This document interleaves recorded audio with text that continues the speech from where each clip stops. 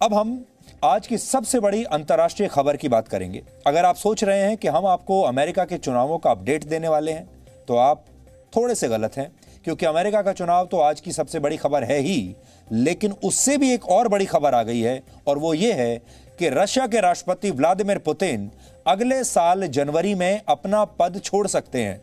और पुतिन का अचानक राजनीति से कोई मोह भंग नहीं हुआ है, बल्कि उनके इस कथित फैसले के पीछे एक गंभीर बीमारी है।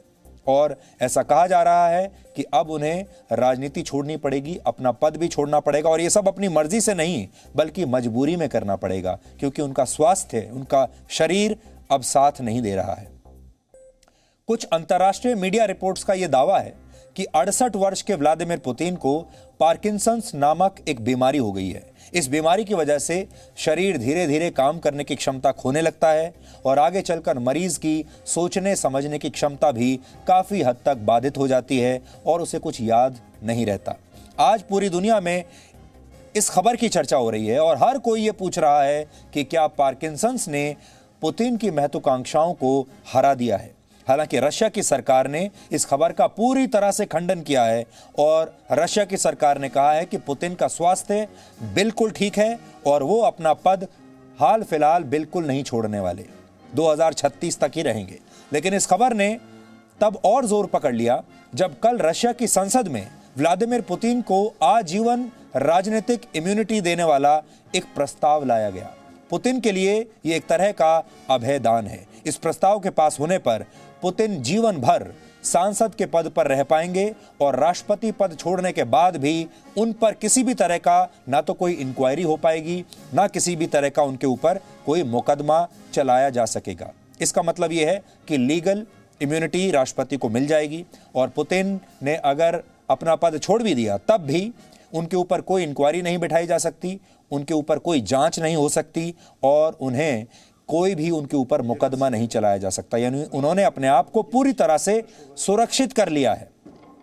लेकिन इस तरह का प्रस्ताव लाने का आइडिया किसी भी नेता को, किसी भी राष्ट्राध्यक्ष को क्यों आएगा, इस तरह की बात उसके मन में क्यों आएगी, ये सोचने वाली बात है। जैसे अभी हमने थोड़ी देर पहले आपको कहा कि मंदिर में अगर किसी ने नमाज पढ़ ली तो चलो कोई बात नहीं, और वो कह रहा है कि हमने सौहार्द बढ़ाने के लिए नमाज पढ़ी है, कोई बात नहीं।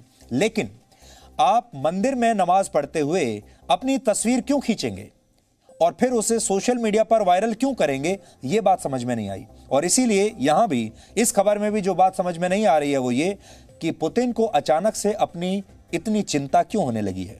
इसी वर्ष जुलाई में रशिया में एक जनमत संग्रह हुआ था, जिसके बाद पुतिन का वर्ष 2036 तक राष्ट्रपति पद पर बने रहने का रास्ता साफ हो गया था।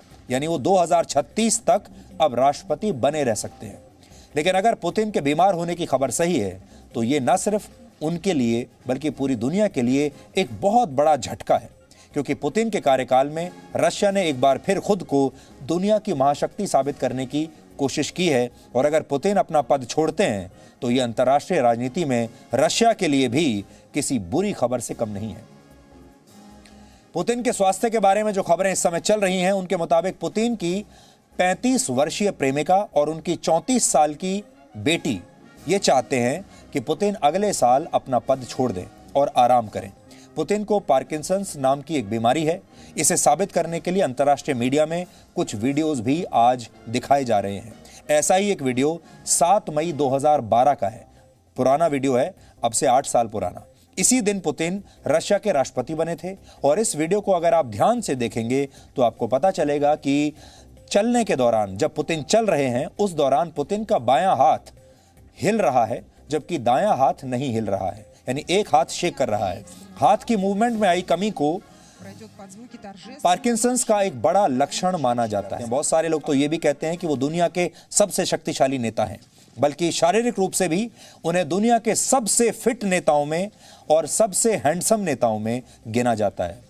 अपनी शारीरिक शक्ति का प्रदर्शन अक्सर पुतिन करते रहते हैं। कभी वो पनडुब्बी के जरिए समुद्र में गोता लगाते हैं, कभी बर्फीली नदी में स्नान करते हैं, तो कभी आइस हॉकी खेलकर पुतिन खुद को दुनिया के सामने फिट और स्वस्थ साबित करने की कोशिश करते हैं। आमतौर पर नेता अपने इस तरह के वीडियोस रिलीज नहीं करते।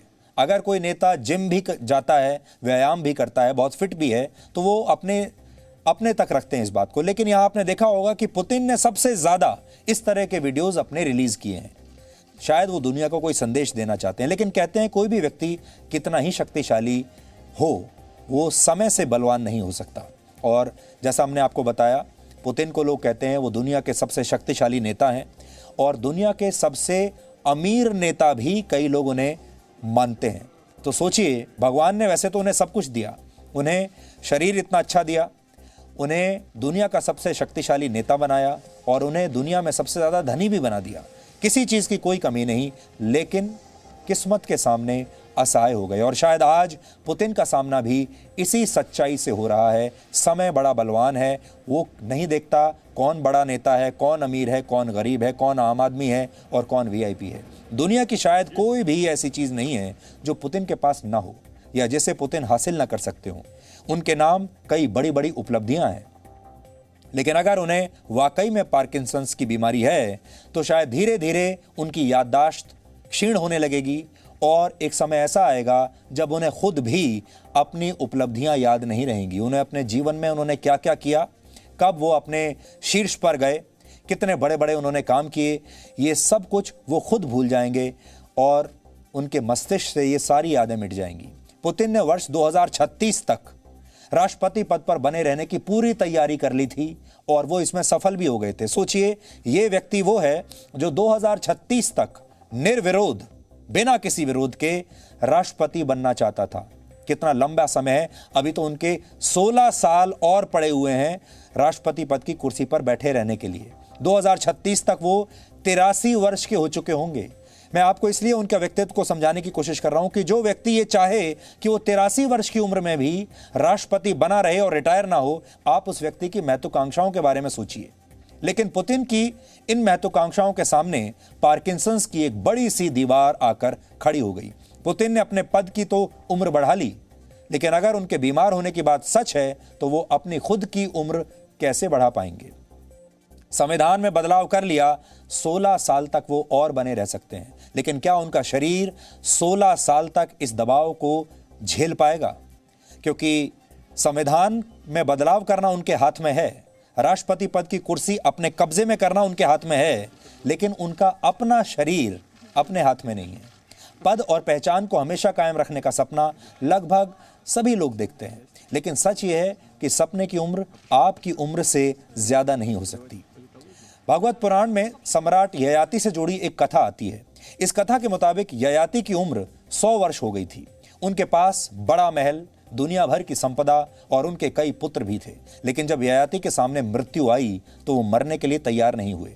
ययाति ने मृत्यु से कहा कि अभी तो वो बहुत अतृप्त हैं, बहुत प्यासे हैं, वो अभी और कई वर्षों तक जीवित रहना चाहते हैं। इसके बाद उनका मृत्यु से समझौता हो गया और इस समझौते के मुताबिक ययाति को अपने पुत्रों से उनकी उम्र मांगनी थी, तभी वो और जीवित रह पाएंगे। लेकिन उनके सबसे छोटे पुत्र पुरु को छोड़कर कोई भी उन्हें अपनी उम्र देने के लिए राजी नहीं हुआ।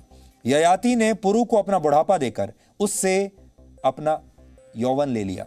इसके 100 वर्षों के बाद जब फिर से मृत्यु उनके दरवाजे पर आई तो ययाति फिर से गिड़गिड़ाने लगे और कहने लगे कि अभी तो उनकी बहुत सारी इच्छाएं अधूरी हैं और वो इन्हें पूरा किए बगैर मरना नहीं चाहते। ये सिलसिला ऐसे ही लगातार चलता रहा और कहा जाता है कि ययाति 1000 वर्ष तक मृत्यु को ऐसे ही टालते रहे, लेकिन फिर भी ययाति को वासनाओं से तृप्ति नहीं मिली और आखिरकार उन्हें यह बात समझ में आई और उन्होंने फिर वैराग्य ले लिया। ययाति को तो ये बात 1000 वर्ष के बाद समझ में आई, लेकिन क्या हम में से कोई इस बात को आज और अभी समझ सकता है?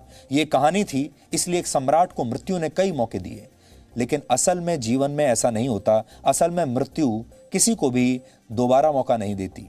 असल जीवन में मृत्यु पहली और अंतिम बार आती है और असल जीवन में सामान्यतः कोई अपनी उम्र आपको देकर आपकी मृत्यु को टाल भी नहीं सकता, आपका कितना भी सगा क्यों ना हो, फिर चाहे आप किसी देश के राष्ट्रपति हों या कोई आम व्यक्ति।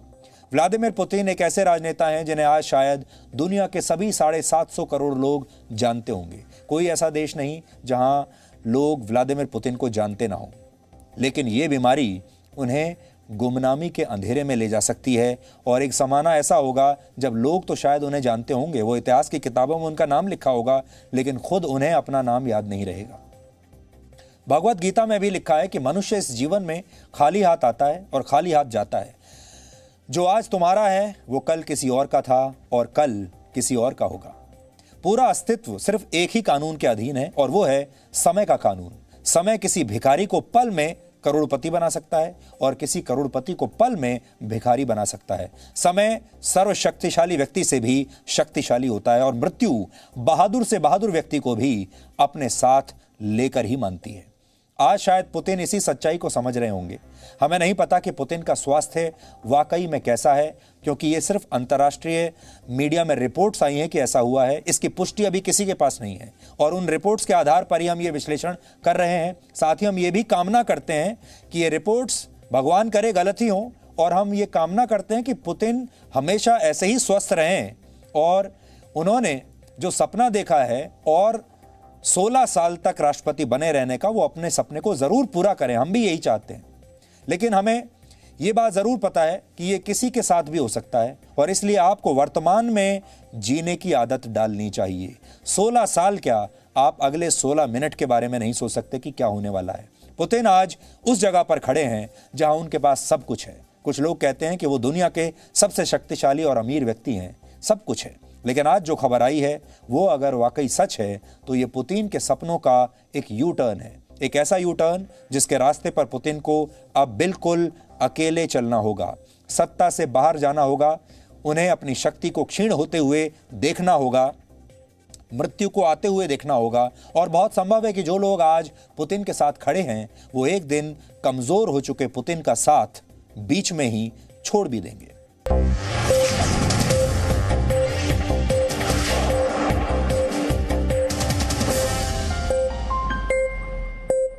Presenting B News app, available on Google Play and App Store. Download it now.